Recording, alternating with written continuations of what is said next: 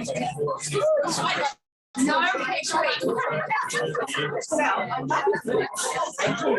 that I want to set that off. Yes, they are 20 years old, so I'm watching the whole song.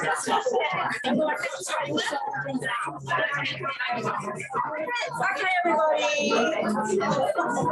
Good evening and welcome. Welcome. We knew this was going to be a rowdy crowd. We knew if Sally Piper was in the house, it was going to be a rowdy crowd. Now, there are backup umbrellas over there. If anybody would like to have wants to sit underneath an umbrella, underneath the beautiful bougainvillea, which is very atmospheric. Thank you. Great. Okay. My name is Fiona. I co-own Avid Reader, and it's our great pleasure to welcome so many of you here this evening. Anita High School, would you really want to go? Happy Mabo Day, everybody.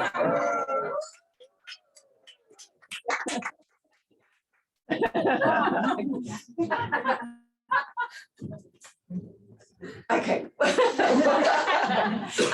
Thank you so much for joining us. It's a great pleasure and a great privilege to be launching a new Sally Piper book. She is someone who is very dear to us, and congratulations, family. My job is just to do some housekeeping. Now's a chance to turn your phones to silent, but do feel free to engage in as much social media as you like and let the world know that Sally Piper has a new book out in the world. So that the toilets, there's two toilets. There's one behind the counter, up the stairs, down the corridor, or there's one that's a little bit more accessible, which is behind. Go through the gate and make your way there, and it'll all be very obvious. Now we'll be doing a signing after. We'll kind of manage all of the crowd, and we'll let Sally go through, and we'll have her at the front of the shop signing, because copies will be for sale at the counter. Okay, now it's time to start the launch. I'd like to acknowledge the traditional owners on the land where we gather, it's Yagara and Turrbal, and pay all of our respects to elders past, present and emerging, and also endorse Anita High saying this is Mabo Day, an incredibly special day that I think we need to acknowledge. So a loud round of applause for the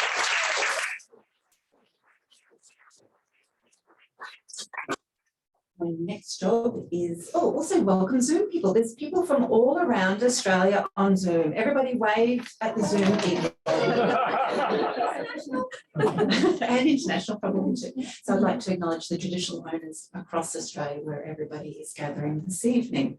Now it's my job to introduce Jean Smith, who is the senior publicist at University of Queensland Press, the very fine publishers of Sally's Piper book, and also they've just been shortlisted for the Small Publisher of the Year at our Industry Awards, the Australian Book Industry Awards. So well done.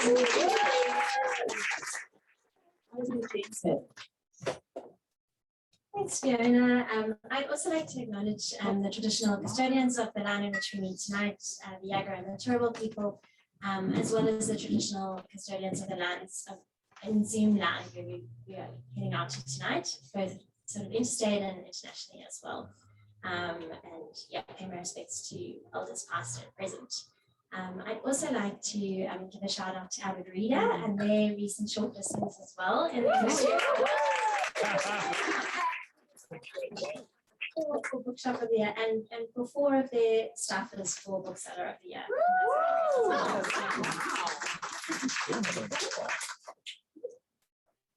So Aviva Tuffield is Sally's publisher at EQP, and she sadly can't be here tonight. She's stuck in blustery, wintry Melbourne, but she's asked me to say a few words on her behalf.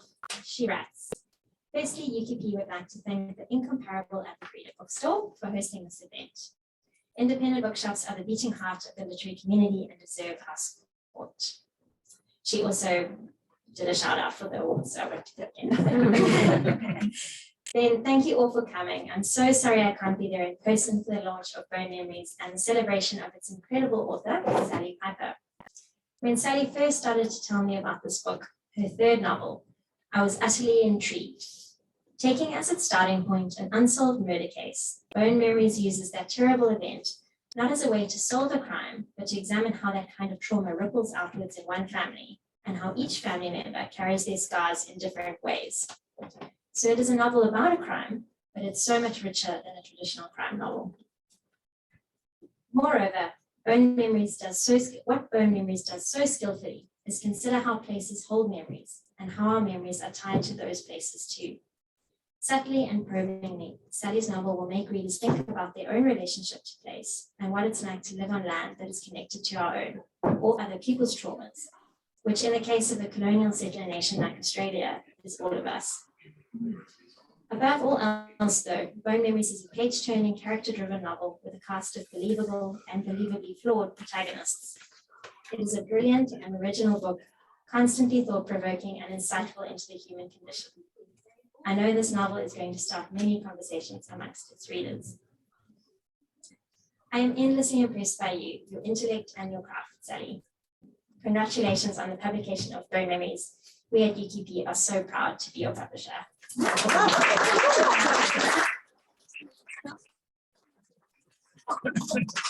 couldn't agree more.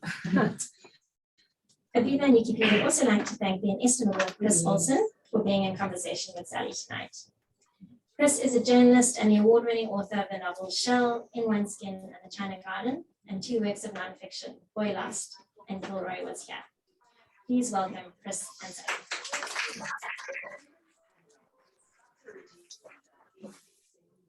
Hello, everyone. What a crowd. I hope you're going to behave yourselves. I'm sure. Okay, we'll go with that. Before we get going, because this is the kind of book it is, Sally will also like to add a small one-shot of country.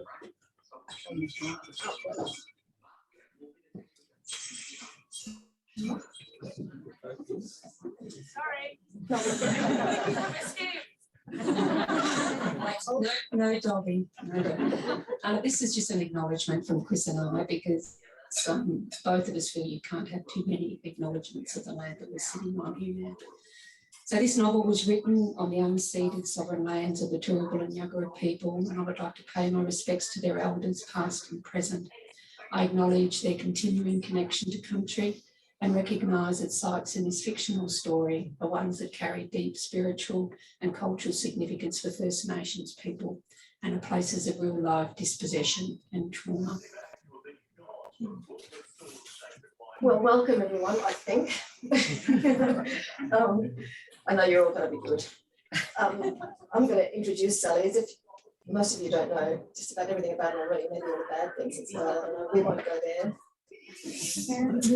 Sally Piper's debut novel, Grace's Table, was shortlisted for a Queensland Premier's Literary Award.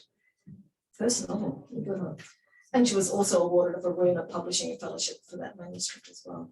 The second novel, The Geography of Friendship, was shortlisted for an Australian Book Industry Award and will be developed into a limited TV series by and Dollhouse Pictures, which is coming up pretty soon. Oh, no, I might be still alive. I might be still along.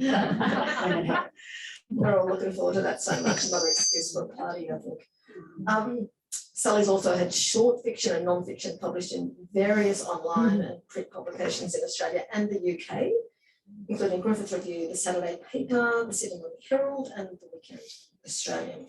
One more round of applause for Sally and welcome.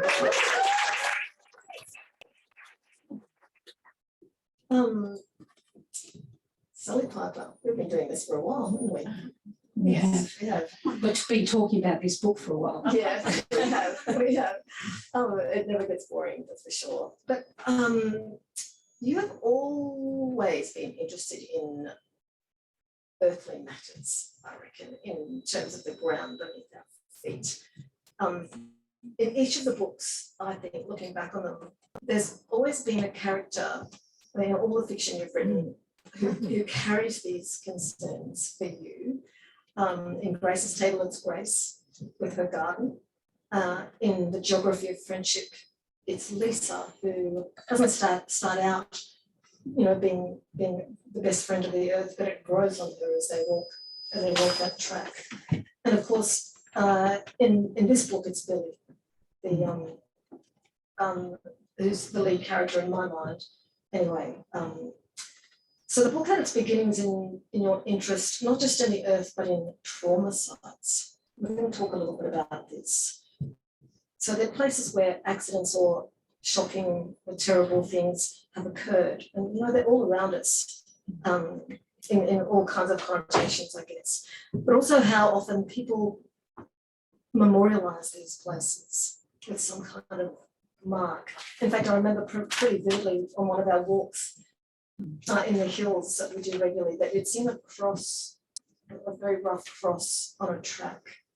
And it really set a whole bunch of thoughts in motion. Do you remember that? Was that the beginning of this book, do you think? I think it probably had a lot to do with the start of that and a few other things, but that certainly was not so much a catalyst, but something that fed into it. Yeah. But bone memories itself concerns itself with loss, human and animal and earthly, I suppose. But particularly one irreconcilable loss, I suppose. And it's the kind of loss that the main character, Billie, sees that might be softened by a certain kind of attention. Is that my mind? I think I'm going to just separate you two.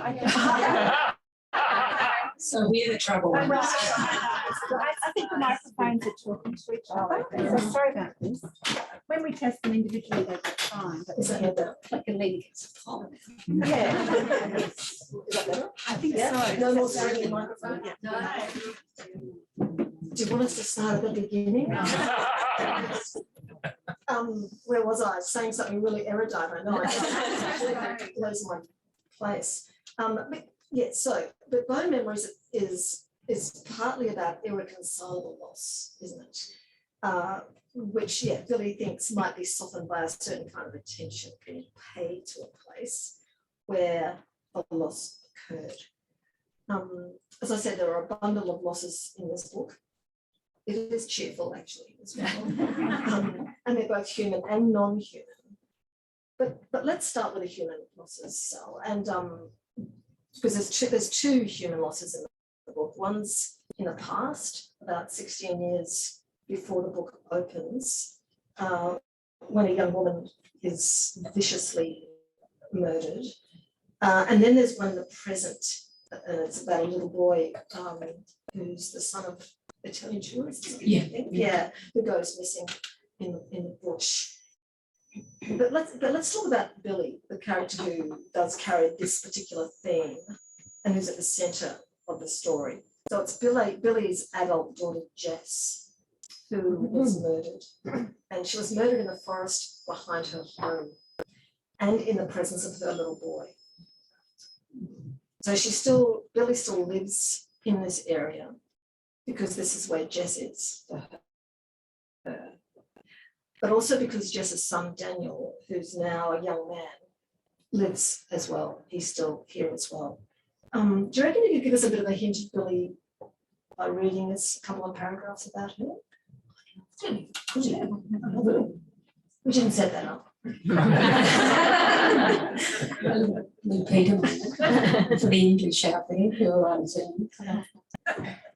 It's fine, Billie.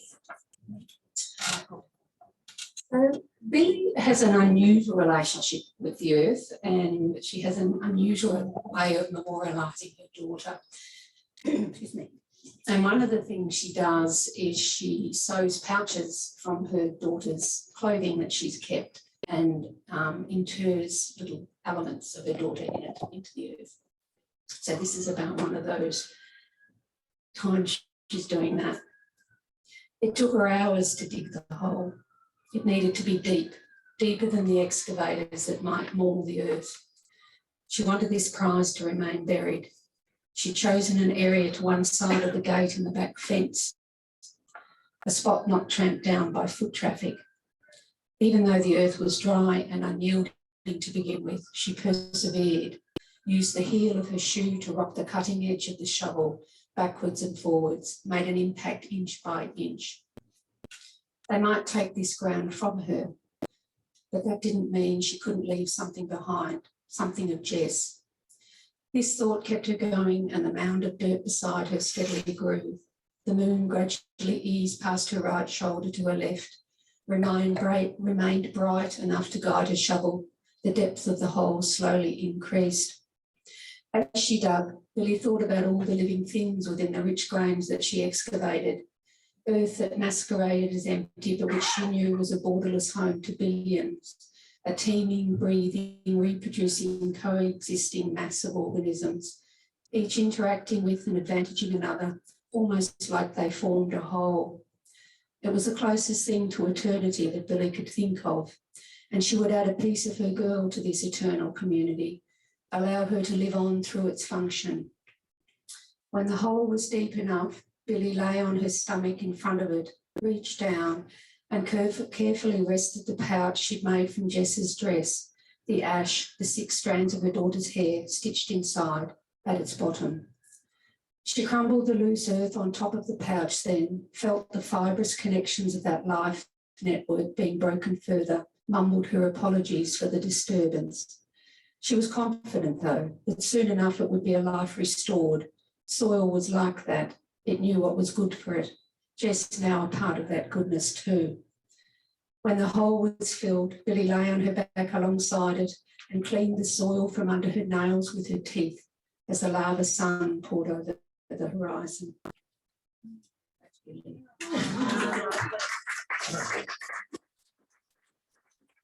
Pretty amazing. You know, we have walked and talked this book for a long time. Yes. And I've heard it and we've talked about it and I've read the book twice, but hearing it read out loud really makes me a bit teary. That's a lovely piece. Thanks. You probably have a few tears yourself, I think, in this book. It's not all sad, but there's some very, some depths to be plugged there. But Billie, I love this character. She's very earth-centered, human-centered woman. And you've said that though she's not Indigenous, clearly, that she remembers in the DNA of her bones how we used to treat the ground. What are you saying there? So that was one of the things I wanted to explore quite significantly, and she was the character that was best to do that in this story. I think, and it probably first grew from, I mean, there's a bit of Billie in there, there's no doubt about that. It first grew from, anyone who knows me knows I'm very environmentally conscious and I'm very disturbed by the way we have shown so much disrespect to the places and the ground that sustains us. And I know it wasn't always like that, but it certainly is now. And I think because we've lost our Indigenous guidance and care of this country that we as occupiers have sought about destroying it in many ways. And so I wanted to look at what I felt needed to be a shift back to how we used to respectfully treat the land, and through a character who is non-Indigenous, but that doesn't mean we can't all take responsibility for the ground that we live on. And so I guess it was through Billie wanting to demonstrate a person who was capable of doing that, but also the great sacrifices that come for her in being like that within her family. So this is about, you know, the once symbiotic relationship we've all had with ground, with earth. But this is also about land that's been desecrated, where there's shocking things have happened. Again, you know, we've talked about this before, about how this pairs with Indigenous people and their own grief. We've got Billie grieving for her daughter and looking after that patch of land where she was killed. And you talk about how we stake a claim in that way, or like claim ownership of grief in the way it's performed in a different way to other people? Yeah, so when non-Indigenous people memorialise ground, my feeling is still almost making an ownership on it with the white cross that you talked about, and that's one of the reasons I guess I found that so confronting when I passed it, because I was there to escape all those traumas from my own life maybe, or to just sort of download a day that I didn't want to have to be bothered with anymore. And then I was co-opted into the grief of somebody else. And it's not that I disrespect or disregard those need for people to place memorials at the sites of trauma, but there is a contributory trauma that comes with that for the people that have to walk past them and have to imagine who died there. And I think that obviously comes from my background in critical care, where I see one of those crosses, I can put a patient to that cross. And I think having worked in that area for as long as I did, you don't quickly lose, I know there's some nurses out here, that you don't quickly lose that memory of those people that might fit with that cross. And it was also looking at how we just, when we put our memorials there and seek to own them and that site of grief, which Billie does in the book, it just demonstrates how we live on the land, that we're not of it. So Indigenous people didn't put crosses and claim things with plaques or anything, because all the land to them was sacred. But we as colonisers still see this need to seek ownership even in our grief. And you say that lovely thing about, that we might stake a claim here or there, but that you say that all this land is held in memoriam by Aboriginal people, and that we lose sight of that. The whole place is held by them in memoriam. Yeah. But we've kind of lost sight also of that notion of respect, haven't we, in terms of land and how we treat it as organisers. And that's one of the things, I wanted to look at the reasons why we've done that, and you have to read back quite a long way to see that there was 3 structures of change that came in that brought about this different relationship that we have with the earth. So we lost our respect because of the book's claim and the narrative's claim that because of the 3 C's, Christianity, colonisation and capitalism. So eco-theologian Thomas Berry talks about this notion that when we embraced Christianity, we became transcendent, we looked to the heavens for our guidance, where previously we'd always looked to our feet for our guidance. We looked to nurture those relationships with the earth and all the other species that are dependent upon it.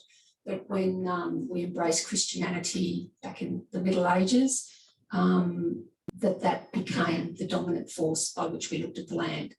And of course, what extended from that was colonisation and capitalism, and they're all closely linked because we became more exploitative in what we were wanting to do with the land and less about living symbiotically with it.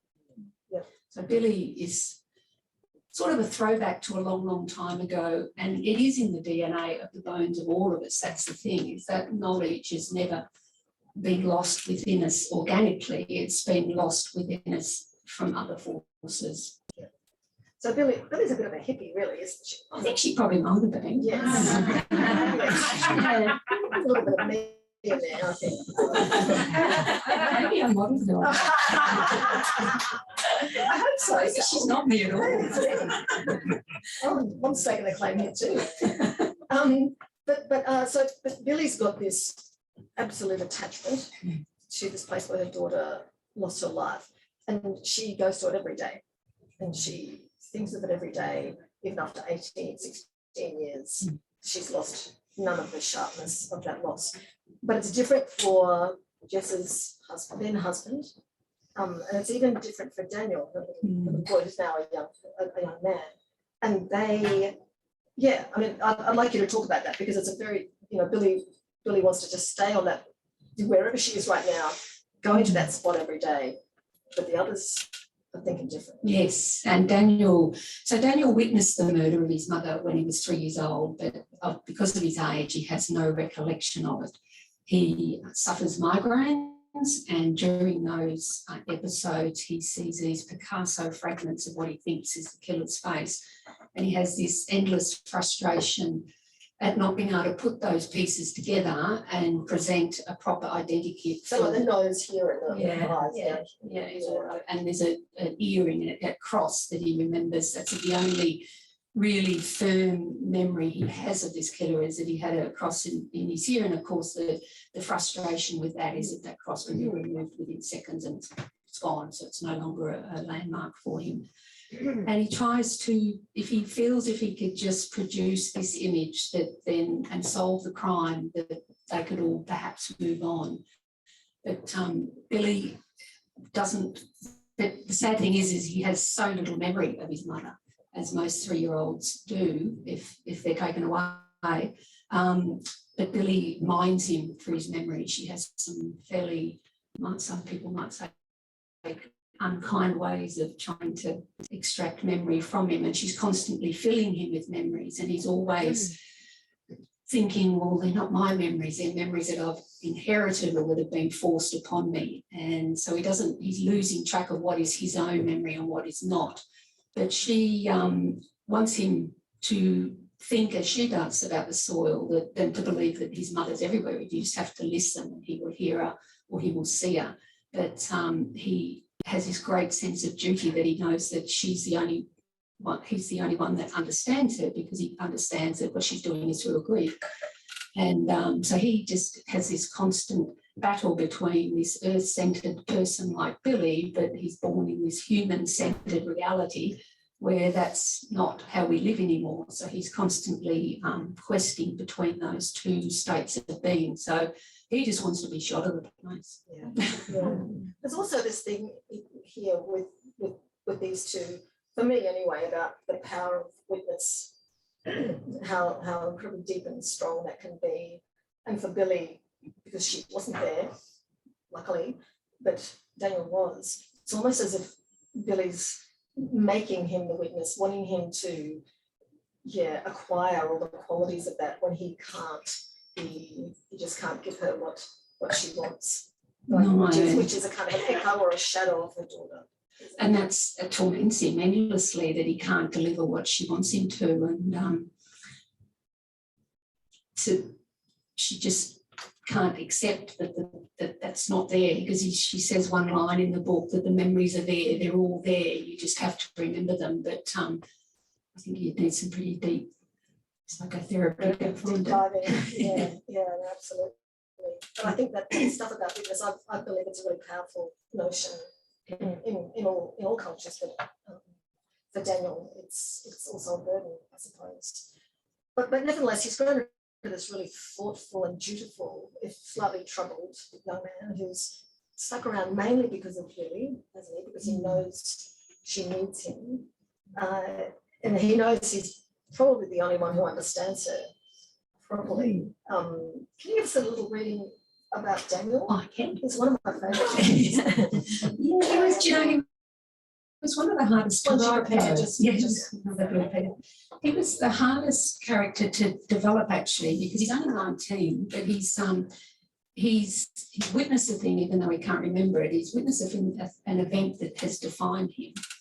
And he needs to live with the repercussions of that, because, when you're at school, he was always the son of the murdered woman.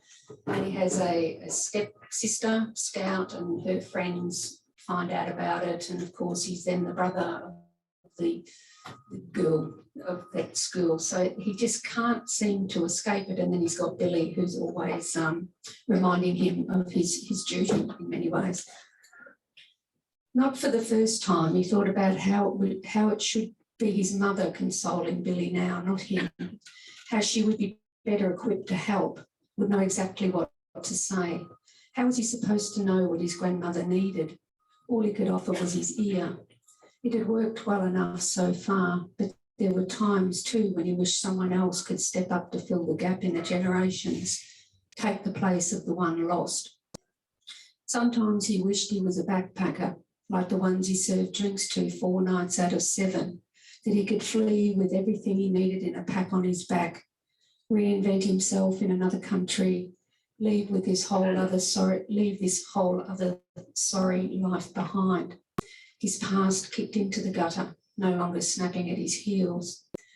For a moment, he resented the bony shoulders under his arm, the annoying tickle of her hair, this misplaced empathy for plants while all around them any number of crises could be playing out.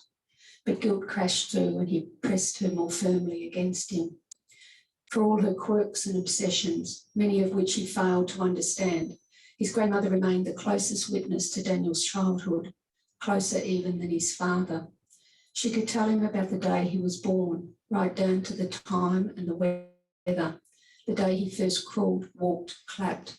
She knew the origins of his toddler scars, the words he mangled as he learnt to speak, flingo, flamingo, poon, spoon, dumple, dimple, all the things a mother would know.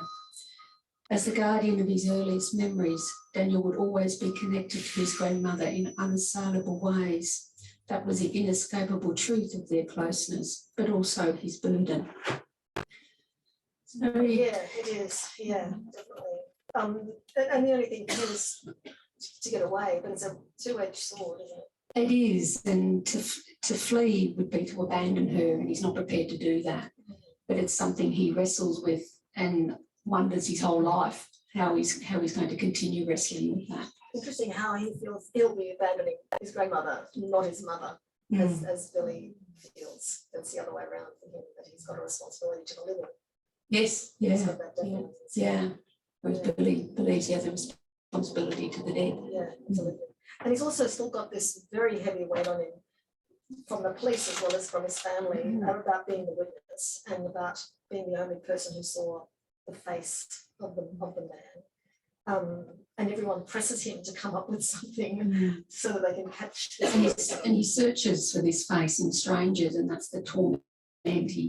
He'll be out and he visits the tree periodically. He doesn't where his mother was murdered. There's almost like a pilgrimage path that Billie's worn from the backyard of their home to this tree where her daughter was murdered. And Daniel, he used to visit it often and then he stopped visiting it, but he mostly visited when he was younger at Billie's insistence.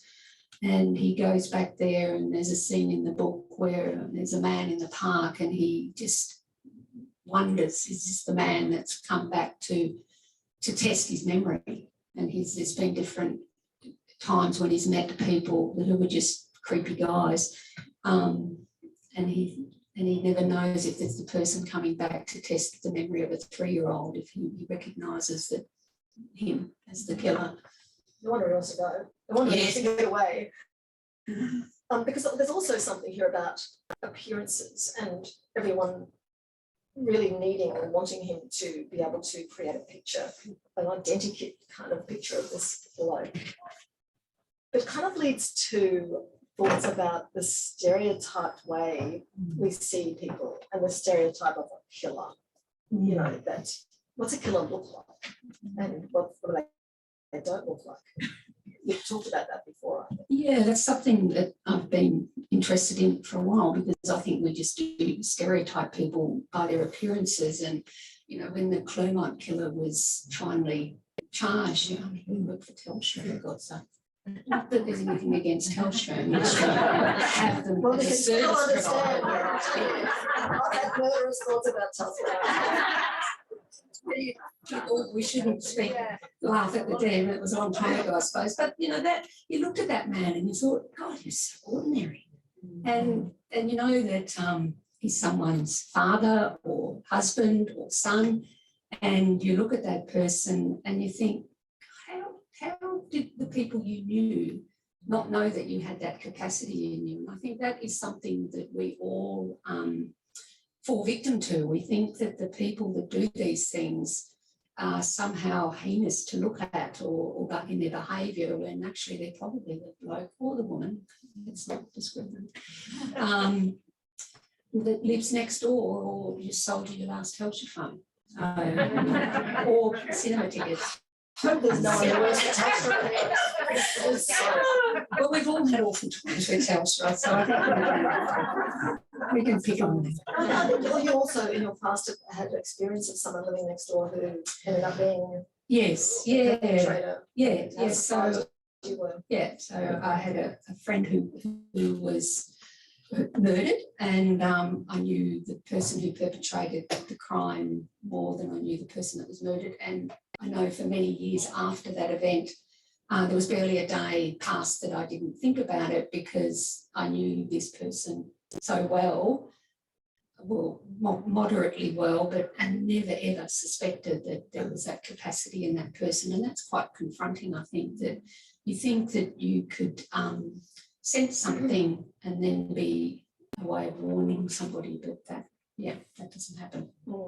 It does speak, though, doesn't it, to our stereotypical way of looking at people, and the way we've been schooled almost from the time we were children to see certain people with certain looks or characteristics as bad or wicked or murderous or whatever. I think our prisons, you know, with the geography of friendship, I look at that as well, that when we're walking through the bush, you and I know that you see a man coming and you immediately assume that they're a threat before you assume friendship. And I think that's a slightly different thing, but there's that sense that are we being educated to think that everyone needs to be a murderer? Yeah. And I think in that instance, it's gender too, isn't it? Yeah, it's always gender. We, I think, necessarily look twice at a big bloke coming down the track. Yes, yeah, but if it's a woman, we never think twice about it. No, that's right. Yeah, but I have to say, I think many of our prisons are full of people who just looked like the wrong person at the wrong time. Carla. Let's talk about Carla. So, of course, in this mix, when there's a big gap, someone steps into it, and so.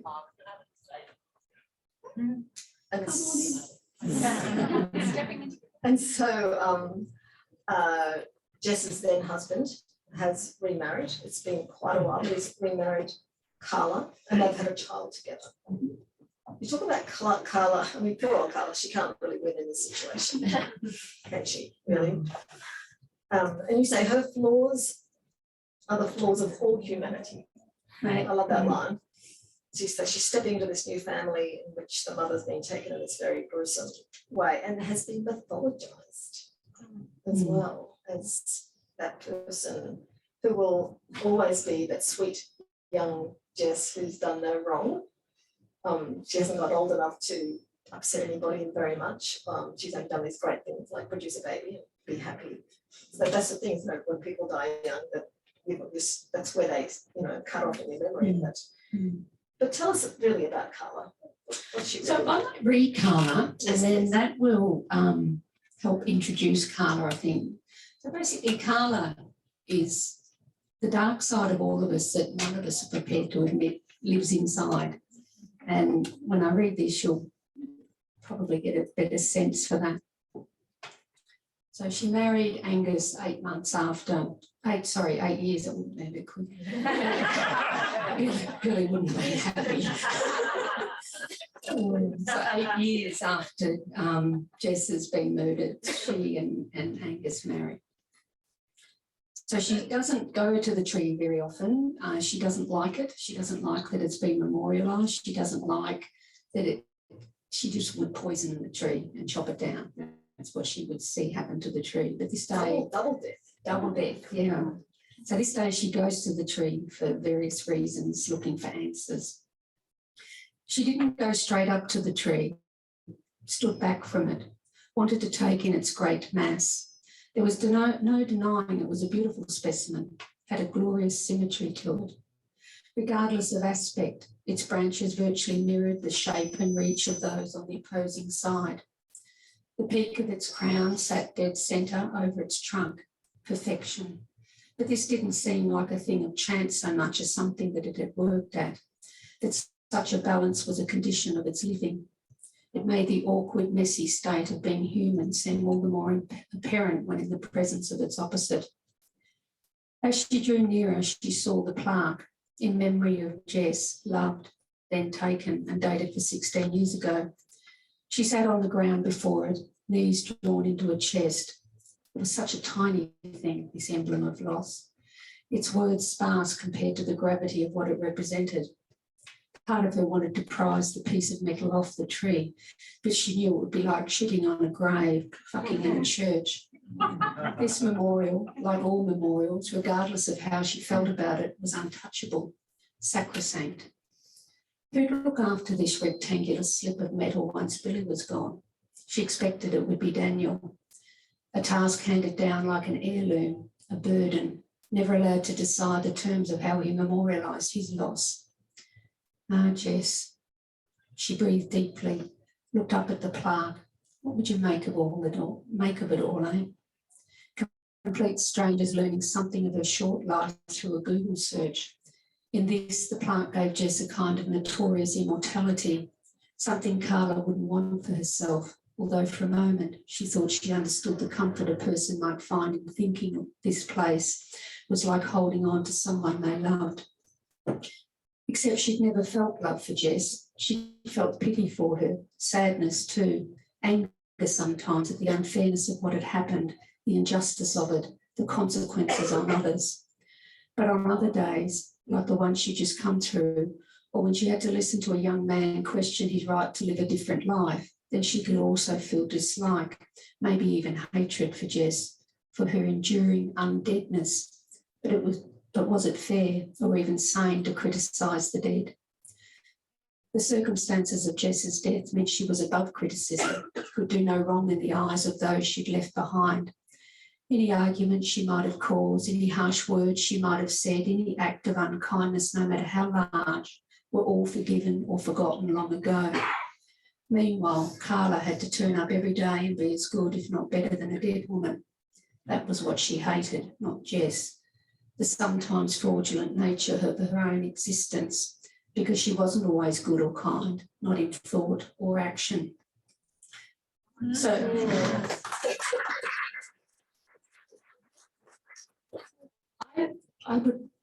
don't think anyone could deny that if we were in Carla's situation, that there would be moments when we go and just want to bang our head against a wall. She's not hiding to nothing in some areas, isn't she, really? Yeah. Because sometimes there are things that she just can't win. She just can't win, no. And she's a character that people might dislike, I think, because of the role she plays in the story. But I think for others, there'll probably be deep empathy for her and her circumstances and the courage, really, to take on that kind of family. You know, you don't marry into a family like that with lightness.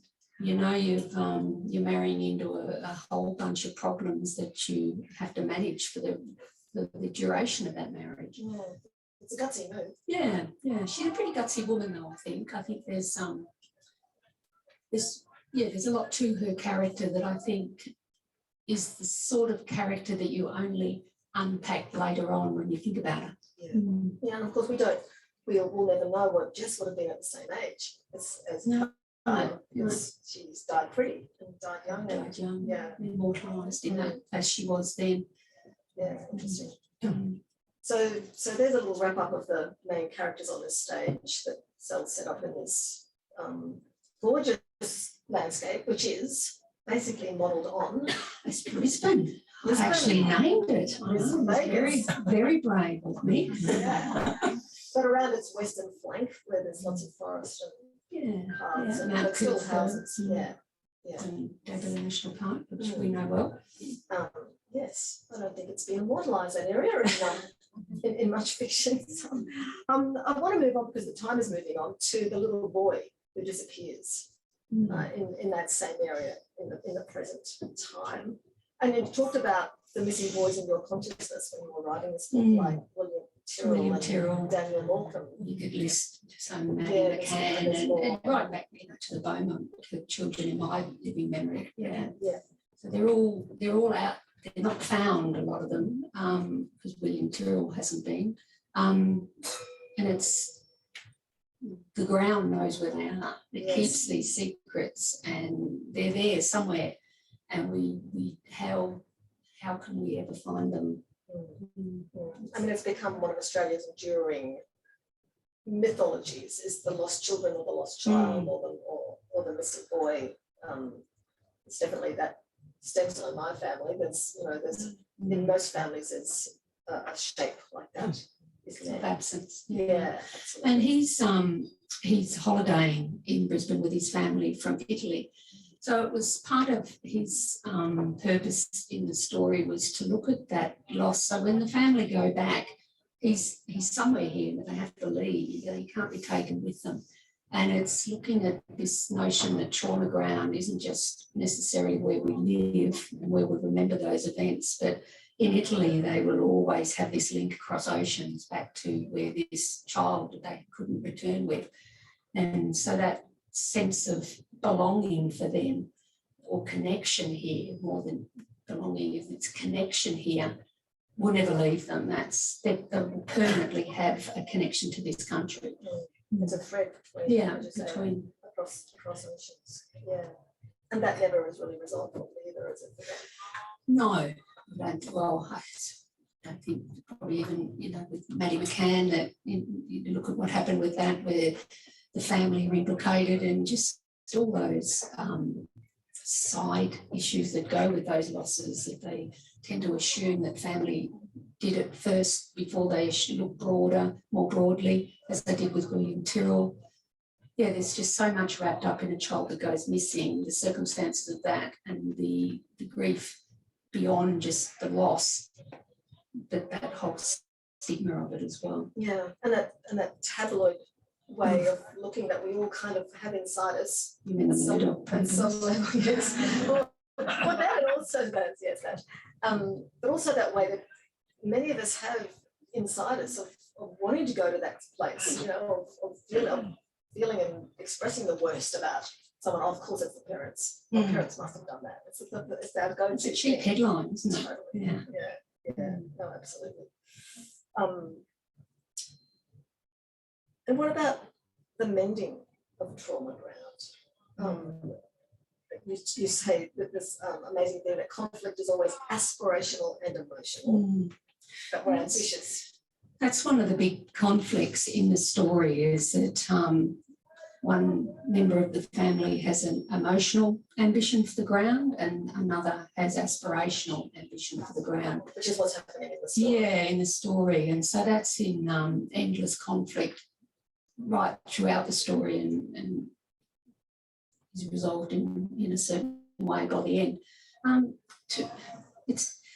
I don't know how people actually resolve their connection to trauma ground. That's not something I could ever answer personally from writing this story.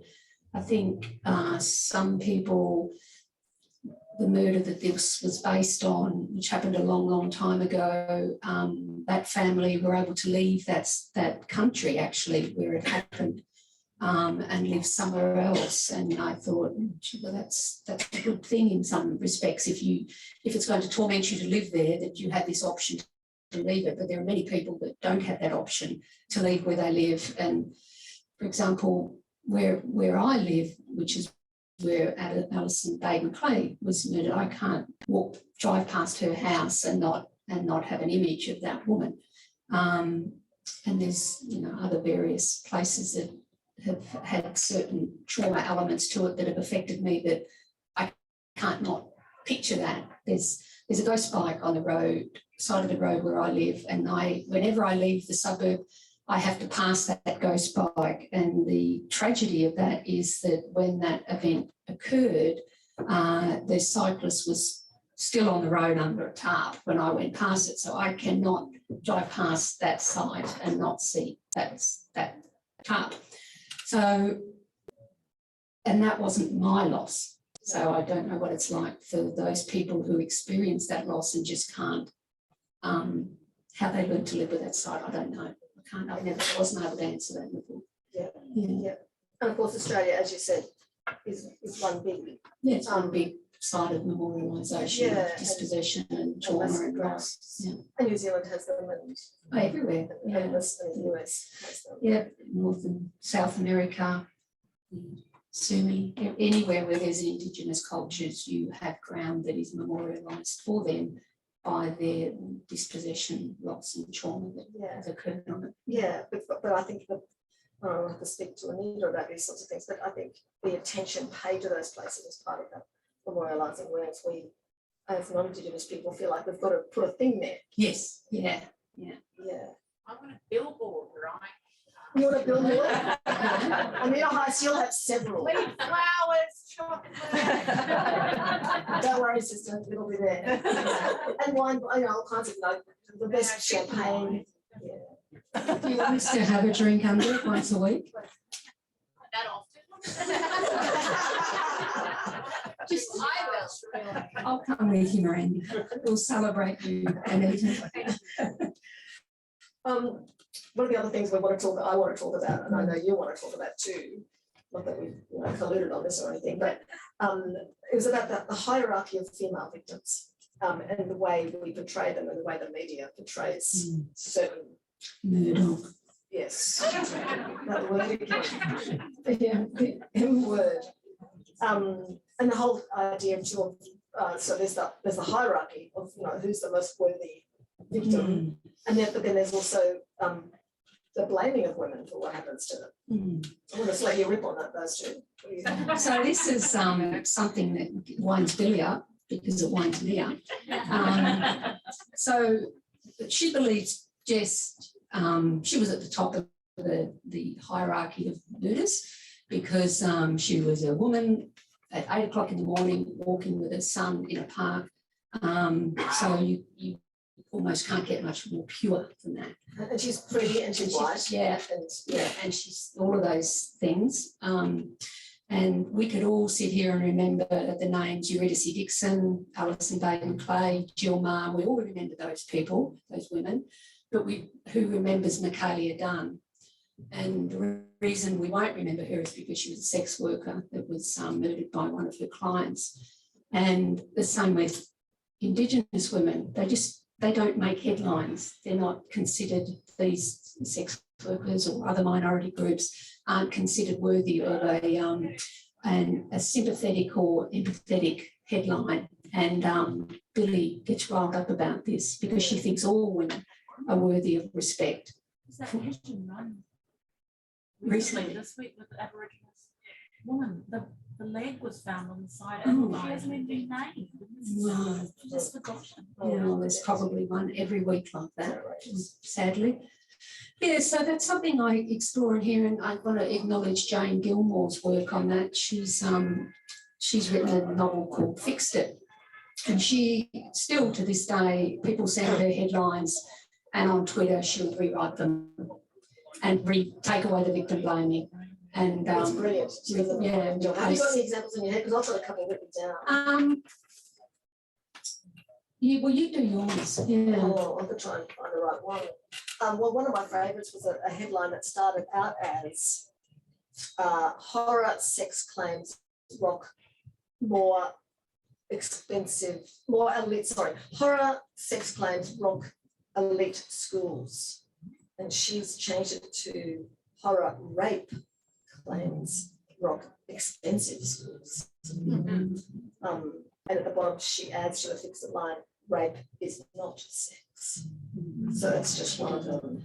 And I think the one in here, which I think I lifted straight from the newspaper.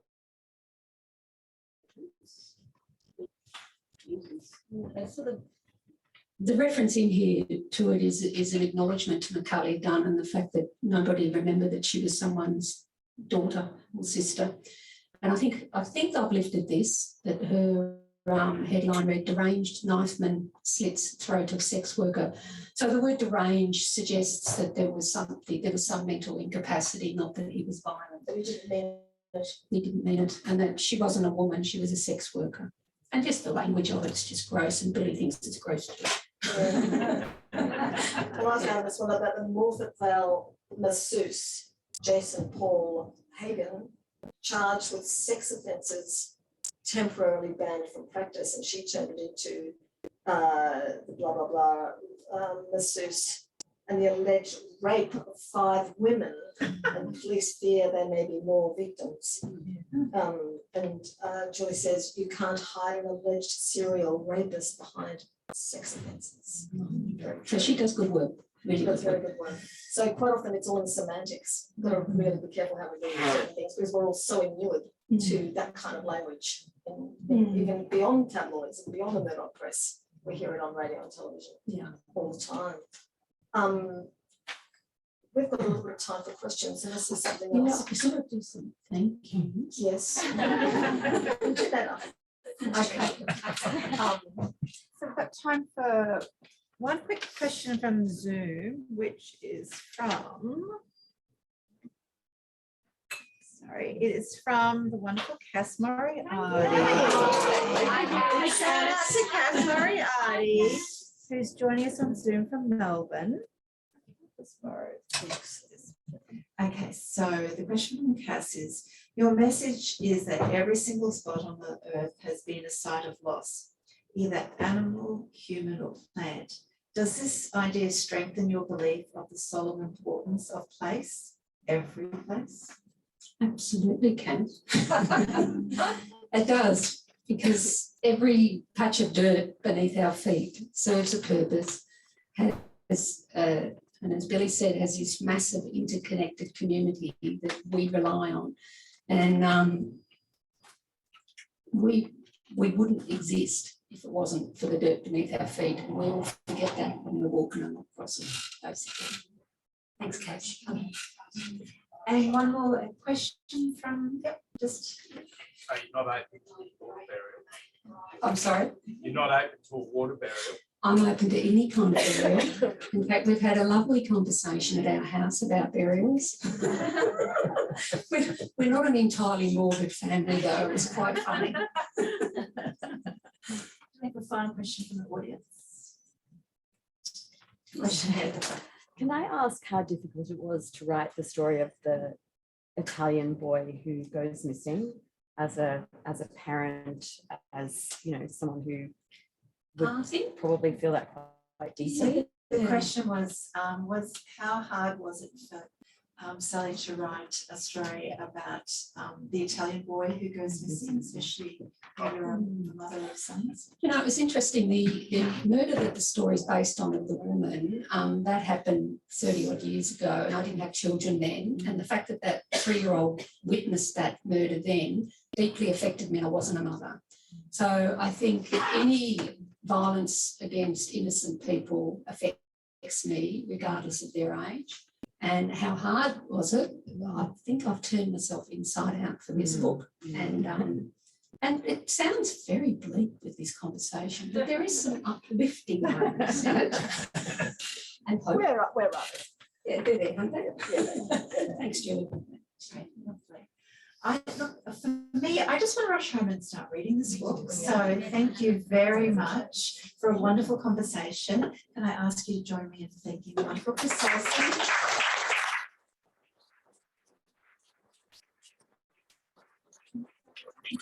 Thank you. Just a few. And then we can kind of cheer very loud.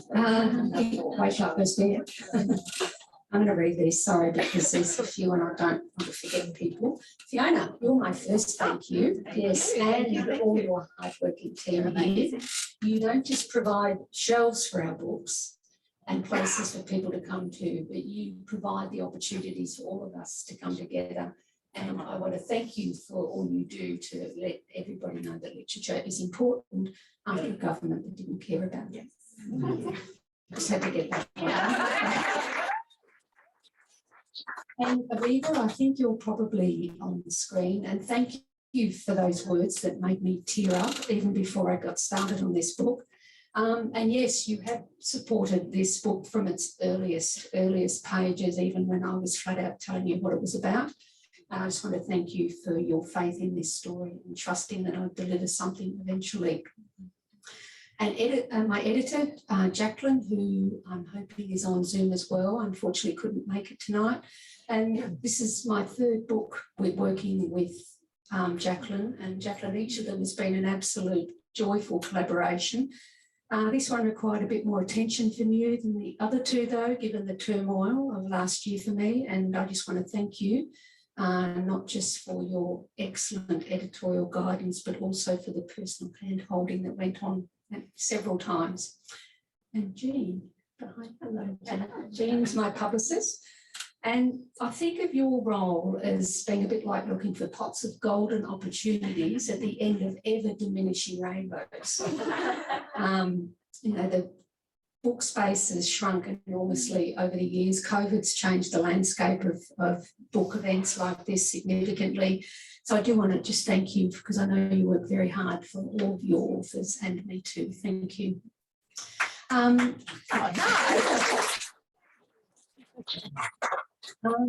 Thanks to Sandy Cull, who gave us this gorgeous compilation, but thanks also to Teal, and I hope I don't mangle your full name, Teal Sivukivas.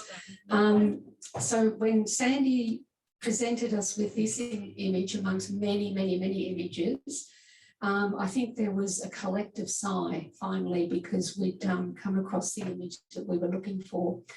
And then when I learned the artwork was titled Mount Coot the Walk, it felt weirdly like Billie's character had put a finger down and said, pointed at that one.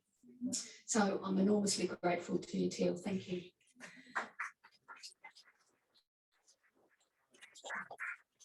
And I know on Zoom there are quite a few UK friends there who are 10 hours behind us. And they may have a cup of tea in hand, some may have a glass of this. And either way, I'm not judging any one of you for whatever you're holding. So these are people who've known me for many years, and they've supported me in my writing long before I had a single thing published. And when I was in the UK in 2019 there to research this book and what I thought this novel was going to be, only to discover, well, I was there to need to be something else altogether, and that's what we ended up with. But still, they provided beds, meals, and the best company a lone traveller could ask for. So thank you to all you gals on Zoom. And Chris, yes, dear friend Chris. And you're a friend of many writers here. You endorse our books, you launch our books, you champion our books and teach us and always ask the best questions about our work. And you do all of this without fanfare or expectation. Oh, I show off a fair bit. It's not true. And I'm very grateful to be on the receiving end of that goodness. And I'm also grateful that you seem to have this endless faith in me that I'm not going to get as utterly lost or broken-legged, although that could happen, or bitten by snakes on any of our forays into the wilds of Tagala National Park. I was about to say that gold mine that we nearly fell down that time is just an aberrance that we didn't know was there. And I hope that we're still doing those walks well into our 80s. Indeed. Elise over there, she's looking quite as often the great joy your presence in our family has brought. You've come fully equipped to handle all my absolute uselessness with technology. So I want to thank you for that. And I've seen you sort so many things out and you have not rolled your eyes once. So thank you. Thank you. And my sister over here, who's come all the way up from Victoria, finally had her and your friend Julie. Your absolute love of reading and for conversation about books is the reason that many of us here write. There's many writers here. And thank goodness there are people like you out there. And in my case, not just because you read the books. Thank you. Tonight. Normally, I take absolute delight in paying out of my family during the book launch. I'm the one with the mic, and I have the loudest voice for a change. But I think I've finally forgiven you for the trials of your adolescence. And yours, John. And as the young and less young men that you now are, I can only hope that you continue to behave yourselves and to show me the heart that you always have.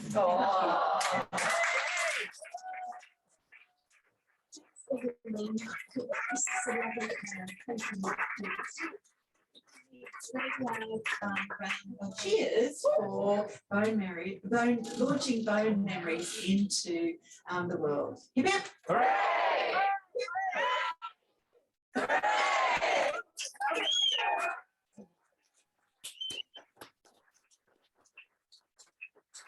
We're going to whisk Sally this way. I'm going to ask her to stay seated, and we're going to sign in the window, Sally. So we'll head to the front window. And I'd also like to thank you all very, very much for coming as well. Thank you. Thanks.